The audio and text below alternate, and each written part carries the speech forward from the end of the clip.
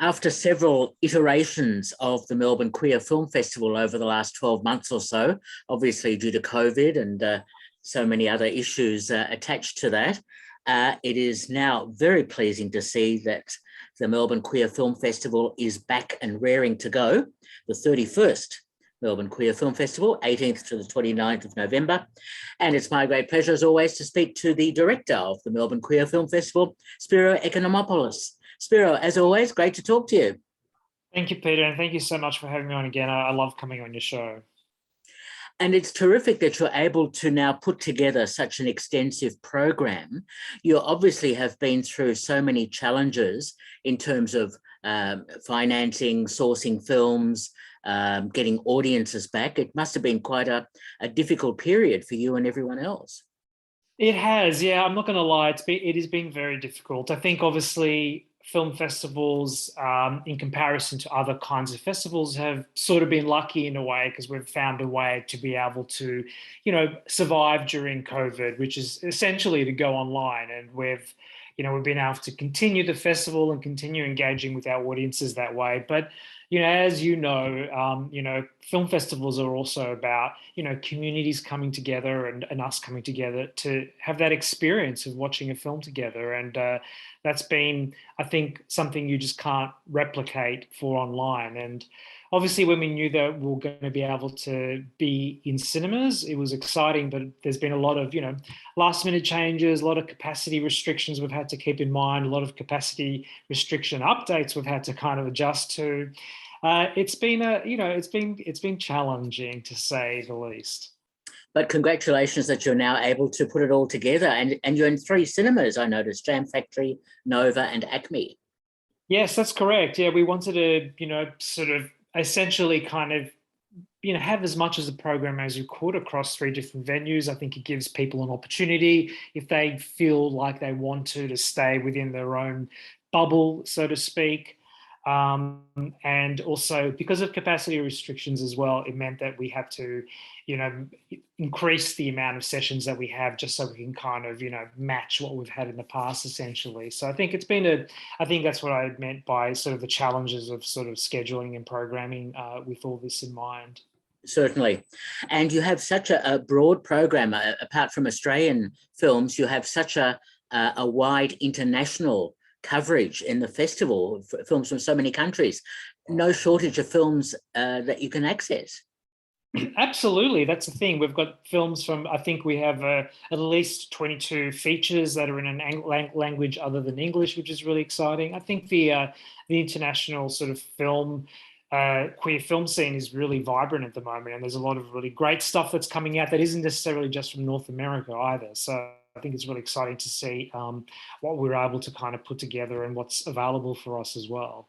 Exactly. Well done on that. Let's talk about some of the films, because it is such a major festival. You've got so many interesting films there. I'm looking forward to seeing them. But the opening night film sounds really intriguing, an animation called Flea. Yes, I'm so excited about being able to present Flea as our opening night presentation. I don't know if you've heard recently, Flea was recently officially selected by Denmark as their Oscar candidate in terms of for Best International Feature, which is very exciting. And I'm not surprised. It's a sensational film. It's a film that I think speaks to themes that play out throughout our festival in certain respects, particularly that of the plight of LGBTI plus refugee asylum seekers. And I think it's a story that we see repeated a little bit throughout the festival as well, and a really important one. And we're really excited to have the Asylum Seekers Resource Centre come aboard presenting this with us as well, which we're really proud of. And it's a really amazing film in terms of what it does, combining animation and documentary to bring this story that's based on someone's life. And I think they do it so beautifully, and it's got a lot of joy in it, and it's also very heartbreaking as well. But it's a really wonderful film. I think audiences are going to come away from this loving it, I think. Sounds like a great choice. Looking forward to seeing it. Now, I notice your centerpiece is an American film called Summertime. Yeah, Summertime is such a wonderful film. I think what Summertime does so beautifully, it speaks to that melting pot that a big city can kind of bring to a community. And the film is really a celebration of that. It's a celebration of the diversity that a big city can bring. And it does it in a really wonderful way where it mixes these interweaving narratives of a group of young people over a course of a night. And parts are sung, there's poetry in it. It's got all these really different elements that it kind of plays with in a really fun way. I've seen it a couple of times now, and I have to. The second time I watched it in lockdown, and kind of brought a tear to my eye because it's such a joyful experience. And I think this is something that's going to be really lovely to see on the big screen. Okay, terrific. And again, you're demonstrating how diverse queer themes can be dealt with in films and by filmmakers. Yeah, absolutely. I think queer cinema's come a long way in some respects. If anything, I think the mainstreaming of queer stories in queer film, where we do see a lot of queer stories and characters on, streaming channels, it's part of the mainstream now. But what it's done, I think, is created this really interesting trickle effect where the queer stories that are coming out are actually getting more diverse, more richer in content.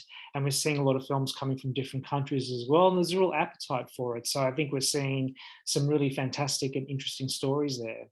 Great stuff. And I noticed your closing film is from Canada about a female rock band. Is it Fanny Right to Rock? Yeah, this is a great doco, and I'm a huge music fan, but I did not know much about this band Fanny. And I think what this documentary does is it's a sort of a long due tribute to a band that not many people know about, and they're one of those bands that a lot of famous musicians name check, like David Bowie sort of mentions them as one of his favorites, for example. And I think it's a really interesting look at the rock scene in the 70s, and particularly for women who had to kind of deal with, a lot of sexism and homophobia essentially as well within that scene. And I think this is ultimately, like a blast in terms of, seeing these incredible women and the lifestyle they led in the 70s as well. And it's a really interesting portrait of that too. Very good. Now, I've seen a couple of the films, for example, Tove from Finland, which is a really interesting film set in the 40s and 50s. It's about the woman who created the Moomins character. Yeah, that's right. Yeah, I didn't know much. I know of the characters, like obviously I'd seen him as a kid, but I didn't know their history. So I was really fascinated to sort of see this film and about her life, who I didn't know much about. And it's actually a really interesting film about, I guess, that era where, art and modernity kind of came together. And, I think artists were able to kind of thrive and experiment and explore. And I think it's kind of a really interesting film about that to a certain respect as well. Oh, I'm glad you're showing it. It's a very good film. And I've also seen Money Boys, which I think I saw either Chinese or Taiwanese film festival, not quite sure. But again, a very interesting storyline.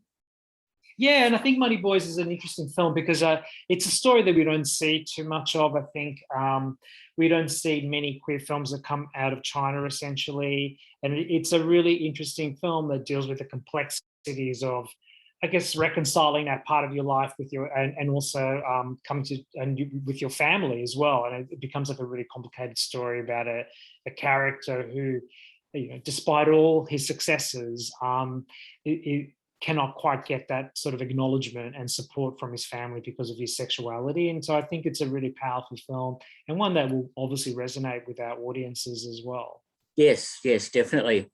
An actress I admire is Valeria Bruni Tedeschi, and I noticed she's one of the leads in Aeneas in Love. Yeah, I have to say this is one of my favorite movies. I really adored Aeneas in Love, and I don't know if you've seen it yet, but I think it's a real kind of hark back to sort of the French New Wave to a certain respect, and it's a and I think what I love about it is that it takes this kind of very familiar sort of trope, and particularly in French cinema, where it's about a younger woman having an affair with an older man. But what happens is that she meets his wife, who's played by Valeria, and immediately falls in love with her. And so I think it's kind of a really wonderful twist on that story, and it's so playful, and the performances are really wonderful as well. I enjoyed this a lot. Okay. Now, I know Israel makes a number of groundbreaking films and sometimes challenges the orthodox perceptions of I suppose, Orthodox Jewish culture. And I noticed you have a film called The Swimmer. Yeah, look, the Swimmer, we've had a lot of queer Israeli cinema come throughout the festival in the past. And I think, The Swimmer, if anything, it's at the moment, it seems like a bit of a timely film because obviously we just had the Tokyo Olympics. And this film is about a young swimmer who is basically enlisted into a very strict training camp to essentially to compete and sort of, compete for getting a coveted spot to go into the Olympics. But once there, meets another young man who he falls for, and it becomes this really kind of complex tale of, love versus, your responsibility and, like chasing your dream. And I think it's an interesting film. Okay, very good. Now, I know Franz Rogowski is a German-Austrian actor who, German mainly, who has is regarded as pretty much a rising star in German cinema, and he's been in a number of really interesting films like Transit. And I notice he's in a new film from Austria, which deals with the issue of homosexuality being illegal under that paragraph 175 during the Nazi period and so on. So, and that film is Great Freedom. Yes, I have to say this is definitely up there as one of my favorites in the festival. This actually was on at the Cannes Film Festival earlier in the year, where it won the Grand Jury Prize as well. And it's an absolutely sensational film. And I think what is incredible was that, these men that were imprisoned in concentration camps under paragraph 175 for being homosexual found that after the war ended, coming into society, they were still classed as criminals because of their homosexuality and ended up in prison again. And so the film becomes about the long-term effect of incarceration on these gay men. And but it mainly focuses on this very, interesting kind of friendship that sort of becomes like a love story, so essentially between these two men over the years who are in prison together. And I think it's a really incredible film, and one that I have not forgotten since I've seen it. Very good. Looking forward to it. I noticed Udo Kier is in a film called Swan Song, and he's front and center in it. Actually, I feel like it's been a while since I've seen Udo Kier in a starring role, and it's due time as well, I have to say. I think this is, I think, one of his, he's sensational, and I think it's one of his best performances yet. The film is a really wonderful kind of, I guess, tribute to him in some ways, but also to older queer men as well. This is a movie about an older gay man who's a hairdresser, who's in a home, who is entrusted with one last job. And it's about him rediscovering, old lovers that he used to kind of, hang out with, and gay bars he used to haunt. And it's sort of a bit of a poignant film about him kind of revisiting these places. But it's a lot of fun, and it features a lot of queer icons, let's just say, like Jennifer Coolidge, who we all know from White Lotus, and of course Linda Evans, who played Crystal Carrington in Dynasty. So every young gay boy that grew up watching that will be excited to hear that. Okay, very good. Now, I noticed a couple of Italian films in the festival. One I've seen, The Goddess of Fortune, about a couple of older gay men and their attempts about having children or relationships, family relationships and so on. And also the other one I've noticed is Mascarpone. Yeah, Mascarpone is just a really lovely, I think it's a real kind of crowd pleaser, this film, actually. It's very sweet. It's about a man kind of essentially, finding his way again after a pretty, harsh breakup. And it's the film's kind of a real sort of, it's got this fantastic kind of queer ensemble to it. It's really sexy. It's really fun. I really like the way this movie plays out. And I think I like in particular the way it really leans on this character kind of finding their own personal sort of freedom, essentially, post breakup, rather than just focusing on your traditional, boy meets boy story. Okay. Now, a title I've heard about, I don't know much about it, a film called Firebird. Yeah, Firebird's like a really interesting Estonian film, or it's actually it's all spoken in English, of course, as well. But it's a war drama set in the Soviet-occupied Estonia, and it's a romance essentially between two men who are soldiers in the war, so just set during the Cold War, of course. And yeah, like I think it's one of those classic films that is, it's a classic war movie, I guess, and a classic war romance film that we've seen many times before, particularly with straight films. And it's really interesting to see a queer lens kind of put on this story and how that kind of plays out. And yeah, it's a real kind of sweeping epic, and I think people are going to love it. I know that I think it opened the BFI Flea Film Festival, I think maybe this year. I can't remember now, but it's a really great film. Okay, that raises an interesting issue about representation. Do you try and balance out so that you have male and female sort of stories? How does that work for you? I think there's a lot of considerations to take in factor in, not just the idea of male and female.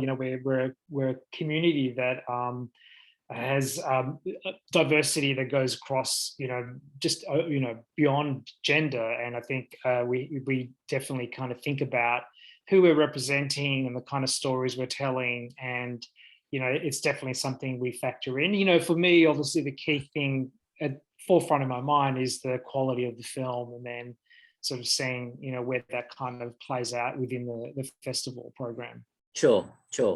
Now, Korean cinema has been quite impressive of late, and I noticed you've got a Korean film in there called A Distant Place.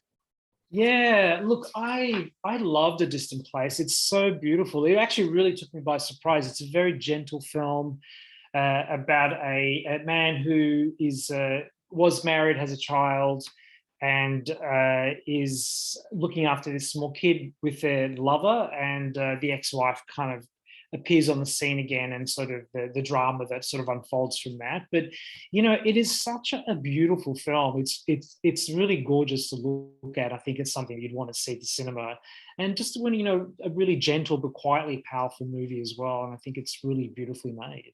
Okay. And I know it's a film from the UK. I mean, obviously, I'm just selecting films at the moment, but Yeah, no. Sweetheart. Yeah, Sweetheart's wonderful. That actually won the best film at the Glasgow Film Festival, in fact. And it's just a really great coming of age film. A really good queer sort of spin on that. The lead actor Nell Barlow is really fantastic in it. I guess a lot of people have explained, sort of compared it to Lady Bird, I guess, in a lot of ways. And I think it has that fantastic kind of mother-daughter relationship to it that is really effective as well. But, at the heart of it, it's about a young woman coming into their own and sort of falling in love with a young girl while she's on the family holiday, essentially. And it's really fun, though, and it's really playful, and it's got a great ensemble cast. And I think that's the kind of real magic of that film. Okay. We don't always see films from South Africa, and it's good to see one called Moffy. Yeah, Moffy, a really very, very powerful film by Oliver Jimenez, who did a really fantastic movie called Beauty, which won the Clear Palm a little while back. I don't know if you remember that film. I do, yeah. Yeah, and this is set during apartheid in the South African Army, about a young man who finds himself, I think, in a really perilous position when he begins to realize, he begins to kind of come out and discover his sexuality and what that potentially means in this very hyper masculine, very homophobic kind of culture. It's a very powerful film, and I think it's really brilliant, actually. Okay. Now, it's also good to see documentaries, and I noticed one about the making of the musical, or attempts to make a musical of Sunset Boulevard, called Boulevard, a Hollywood Story. I thought you would pick that one. Yeah. Yeah, it's, you know what? It's, I think this is one for people who love movies. You know, obviously it's a deep dive into Hollywood lore as well. And I didn't really know much about it. So obviously everyone knows about the Andrew Lloyd Webber Sunset Boulevard musical, but there was an attempt obviously to make a musical out of the film much earlier on than that. And it was spearheaded by Gloria Swanson and two young men who wrote it, who were actually gay as well. And the documentary is as much about them and their relationship as it was Gloria and them coming together to make this story, which then, interestingly enough, begins to sort of parallel the actual story of Sunset Boulevard. It's a really interesting doco directed by Jeffrey Schwartz, who did I Am Divine, about Divine, and the fabulous Alan Carr and Tab Hunter Confidential. And they're all documentaries that we've played at the festival in the past that are really great. Sounds really interesting. Yeah, it is. And as always, you have collections of short films and panel discussions. We do, and I got to say, I always say it every year, but the most fun I have in the festival is programming the shorts packages. There's so much great content out there, and it's actually, there's so much to choose from, and a lot of amazing stories to tell. And so I really love putting those shorts packages together, and they're very popular. And we have a lot of our, favorites returning, like our Australian Shorts and Awards, our Guy and Guy shorts, our Girl and Girl shorts. We have a new shorts package, a couple of new ones, in fact, like our Queer First Nations one, which is an international showcase, and a really great one called Freak Out Shorts, which is a bit of me wanting to indulge my love of horror and sort of explore genre, fantasy, thriller, sci-fi horror shorts, and particularly on it with a queer bent on them. And yeah, so that was a really fun one to put together. Okay, I'm just trying to work out how many genres can you fit together in one film package. I'm putting them all in. Why not, indeed? Now, before we talk about the website and booking tickets, are there any other films, Spiro, that you want to draw my audience's attention to? Look, there's a really great movie called Ma Belle, My Beauty, sort of American French co-production by Marion Hill, which is a really lovely film that won the Audience Award at Sundance, actually, not too long ago.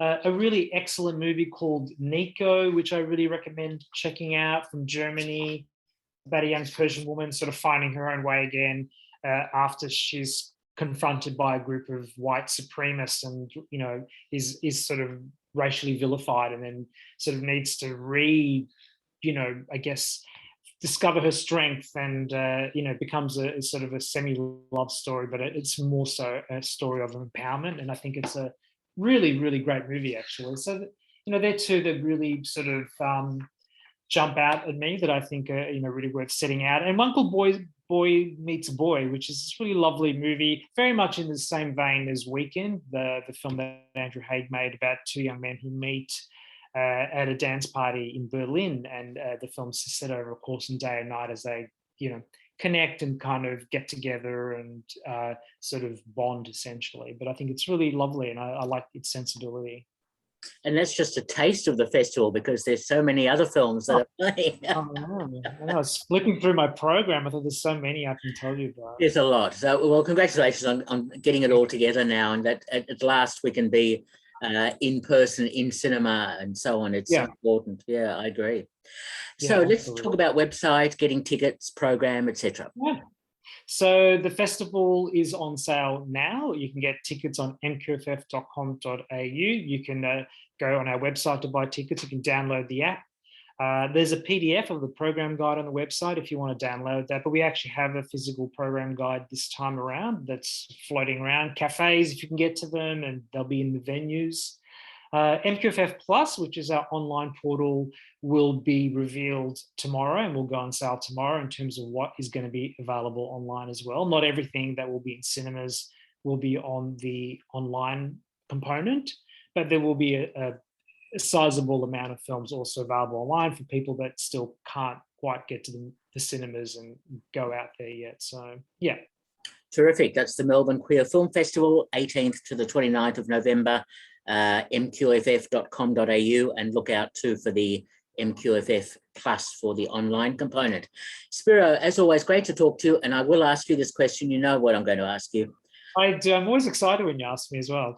So go ahead. Go ahead. Leaving what's in the festival aside, have you seen anything else of late that has impressed you? So I saw Malignant last night, James Wan's new film, and I have to say it was the most wildest ride that I've had in a cinema for a very, very long time. I think my jaw literally dropped to the ground at some point. I think it was so much fun. It was a great kind of, it made me remember what I missed about going to the movies. It's a film that kind of just goes for it in every possible way, and I loved it.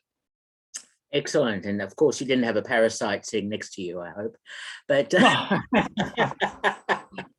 that's an in-joke, folks. You have to see the film. All right. Spiro, thanks again. I wish you well with the festival. Look forward to catching up with you perhaps on opening night. And Absolutely. And I hope it all goes well. Thank you very much. I appreciate that. Thanks. We've been speaking to Spiro Economopoulos, the director of Melbourne Queer Film Festival in November. Thanks again, Spiro. Thank you.